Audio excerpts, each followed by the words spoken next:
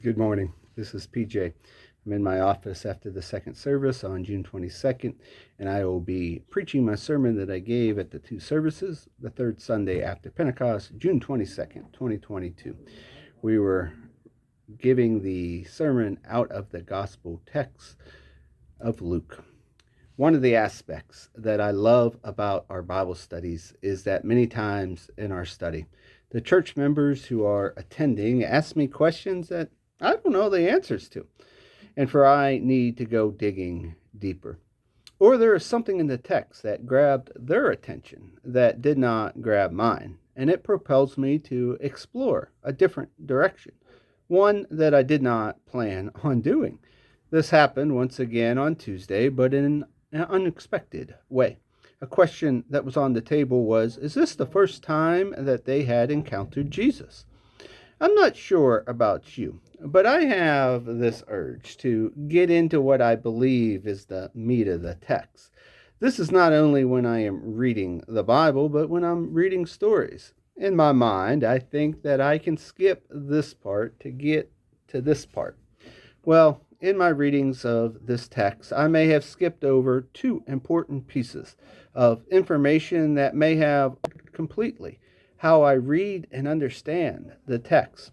For you see, I have always wanted to skip ahead to the three questions and the responses that Jesus gave.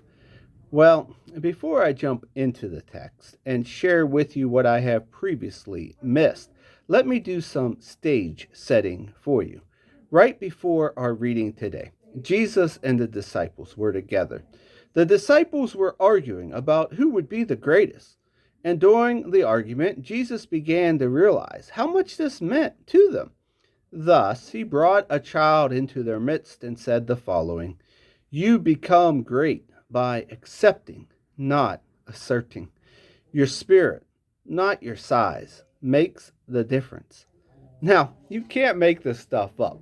So, following this touching and profound comment from Jesus, John looks at Jesus and says, Master, we saw a man using your name to expel demons, and we stopped him because he wasn't of our group. And Jesus responded with the following: Don't stop him. If he's not an enemy, he's an ally. So, with that backstory in place, we now enter into the text for today. And it starts off with verse 51. And verse 51 is an explicitly important moment structurally in the Gospel of Luke. Jesus is now setting his face on Jerusalem. The journey begins. In our conversation, the question was, is this the first encounter with Jesus? The quick answer is yes. However, there is something in the text that I missed, and I want to share it with you because maybe, like you missed it too. In verses 52 and 53, we read the following: He sent messengers on ahead. They came to a Samaritan village to make hospitality arrangements for Jesus. But when the Samaritans learned that his destination was Jerusalem, they refused hospitality. So, why did the Samaritans refuse hospitality? Because he was headed to Jerusalem. It does not seem to make much sense for us who live in the 21st century and may not have a great knowledge of history. It seems to be insignificant. Yet, these few words are extremely telling. There had been a long history of dispute between the Samaritans and the Jews. Much of the dispute was over worship sites. There was a strong belief that Jerusalem was the only proper place for Jewish worship. Worship could not happen anywhere else. Well, the Samaritans, they worshipped at Mount Gerizim. In Samaria tradition, it is the oldest and the most central mountain in the world, towering above the great flood and providing the first land for Noah's disembarkation. Approximately 150 years prior to Jesus and the disciples arriving, Their sanctuary was completely destroyed by Jewish forces under the orders of the Hashmonean leader John Hyrcanus. The Samaritans considered their temple to be the most holy spot. Thus, tensions were high, and they were not ready to show hospitality. Mount Gerizim had become the main point of divergence between the Samaritans and the Jews. So now, Jesus has reunited with his disciples, and James and John were not happy. Remember when I set the story? John had just shared with Jesus that he had stopped some healing, and Jesus told them, if they are not an enemy, they are an ally. John's anger may have hit a tipping point. He wants to send fire down from heaven and consume them on the spot. In our study on Tuesday, we talked about how hurtful it feels to be rejected. Rejection can make you feel terrible. Then there was some conversations that maybe James and John were channeling some Old Testament vibes. Elijah called down lightning that killed a captain and 50 men twice. I think James and John were caught off guard.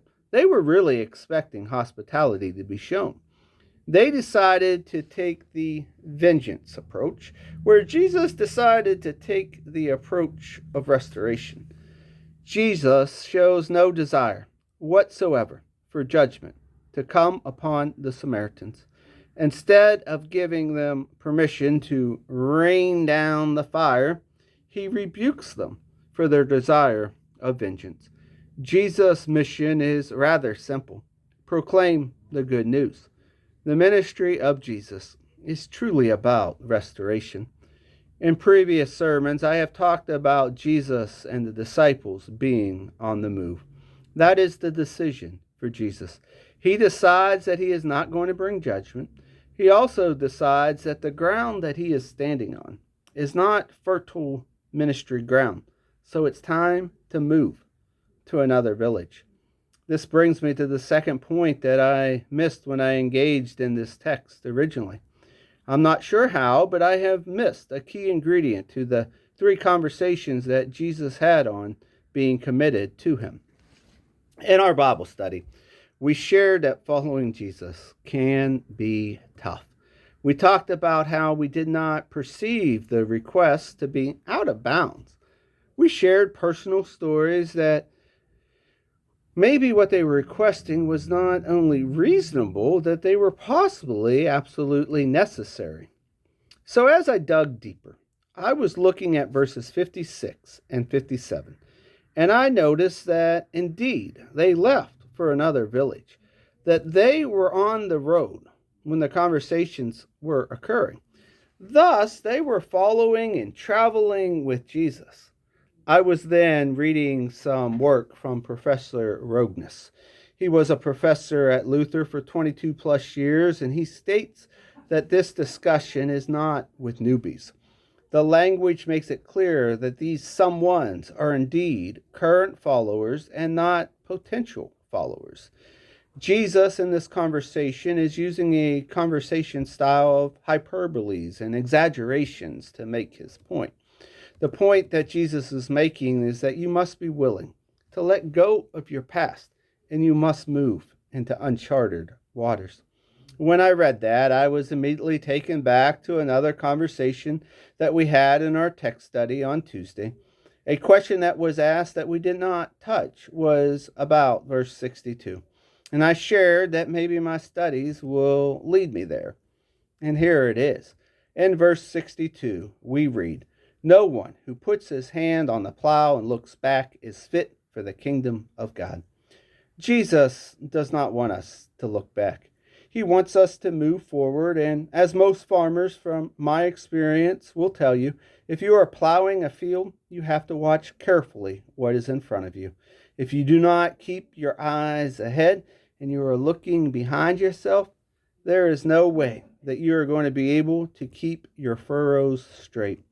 In a sense, it is wild, because if we jump ahead into the story, we will see that the disciples did not follow this advice.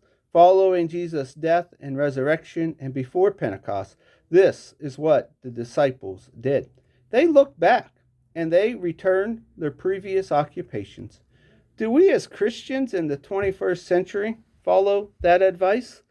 I think that we tend to look backward and not forward.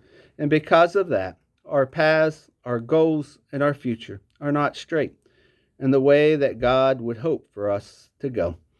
As I stood back and I looked at the text in its entirety, I think that the conversation that Jesus had with the followers, whether they be current or potential, and then the last verse on having our hand on the plow and looking forward can really challenge us.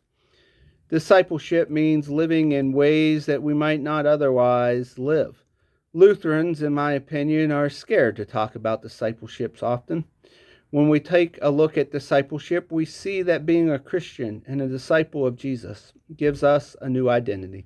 The new identity was highlighted last week in our Romans text. We have a citizenship in heaven. Because of that, our lives are not just measured by eternal things. So as I wrap this sermon up, Philip Sharpner talks about the disciples' journey with Jesus as being pilgrims. He then expands that to say that they were actually nomads. I know that I have seen the language still used today. It has become like a church metaphor. The people of God are on a pilgrimage. We lean into this during funerals. So what is the difference between pilgrims and nomads? Here's a definition that I appreciate. Pilgrims know where the journey is headed. Nomads are called to go by uncertain paths to a place that shall be made holy at some indefinite time by something God shall say or do.